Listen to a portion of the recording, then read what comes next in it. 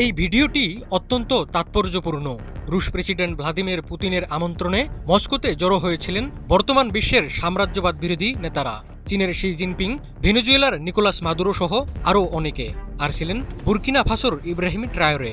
৩৭ বছর বয়সের এই তরুণ আফ্রিকায় নতুন করে জ্বালিয়ে দিয়েছেন সাম্রাজ্যবাদ বিরোধিতার আগুন। একদিকে রাশিয়া, চীন, ইরানের মহাপ্রাচীর, আরেকদিকে ল্যাটিন আমেরিকার শত বছরের প্রতিরোধের ইতিহাস, আরেকদিকে আফ্রিকার নতুন করে জেগে ওঠা পশ্চিমা সাম্রাজ্যবাদ বিরোধিতার মশাল যেন এ যুগের বাস্তবতায় নতুন করে জ্বলে উঠেছে। আর এই প্রতিরোধ আন্দোলনকে পথ দেখাচ্ছে ৭০ বছরের আগের ঐতিহাসিক এক সম্মেলন। ১৯৫৫ সালের এপ্রিল মাস ইন্দোনেশিয়ার বান্দুং শহরে একত্রিত হয়েছিলেন এশিয়া ও আফ্রিকার ২৯টি দেশের নেতারা। দীপ্ত কণ্ঠে শপথ নিয়েছিলেন পশ্চিমা উপনিবেশবাদ ও সাম্রাজ্যবাদের বিরুদ্ধে। বিশ্বকে জানিয়ে দিয়েছিলেন কোনোমতেই এক দেশের ওপর অন্য দেশের খবরদারি চলবে না। বছর পর আজও আশা দেখাচ্ছে বান্দুংয়ের সেই চেতনা। পৃথিবীর দিকে দিকে নতুন নতুন নেতারা হাতে তুলে নিয়েছেন বান্দুংয়ের সেই মশাল।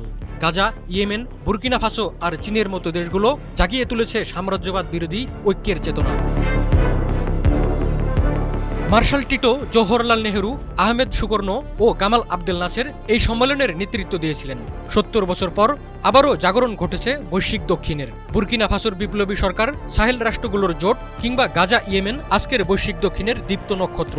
তাদের নেতৃত্ব, শক্তি আর ত্যাগ প্রমাণ করছে সাম্রাজ্যবাদ বিরোধী চেতনা এখনো জীবিত। বান্দুংয়ের চেতনার এক জীবন্ত প্রতিচ্ছবি হয়ে উঠেছেন বুর্কিনা ফাসোর ক্যারিশমেটিক নেতা ক্যাপ্টেন ইব্রাহিম ট্রায়োরে।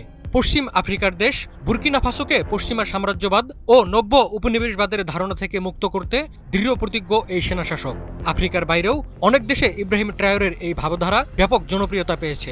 সেনা অভ্যুত্থানে ২০২২ সালে ক্ষমতা গ্রহণের পর ট্রায়োরের সরকার তাড়িয়ে দিয়েছে সাবেক ঔপনিবেশিক শক্তি ফ্রান্সকে। স্বল্প সময়ের মধ্যে দেশটি গড়ে তুলেছে নিজস্ব স্বর্ণ শোধনাগার, খাদ্য উৎপাদন বাড়িয়ে শুরু করেছে নবায়নযোগ্য জ্বালানি প্রকল্প। রাশিয়া, চীন, তুরস্ক ও ইরান বুর্কিনা ফাসোকে সহযোগিতা করলেও আত্মনির্ভরতাই তরুণ ট্রায়োরের মূলমন্ত্র। বান্দুংয়ের চেতনার সবচেয়ে শক্তিশালী বাহক বলতে হবে চীনকে।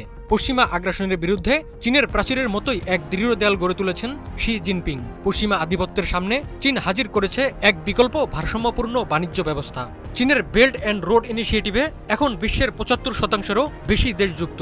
চীনের মতোই ভ্লাদিমির পুতিনের রাশিয়া ঢিলেঢালা করে দিয়েছে সাম্রাজ্যবাদী শক্তিকে।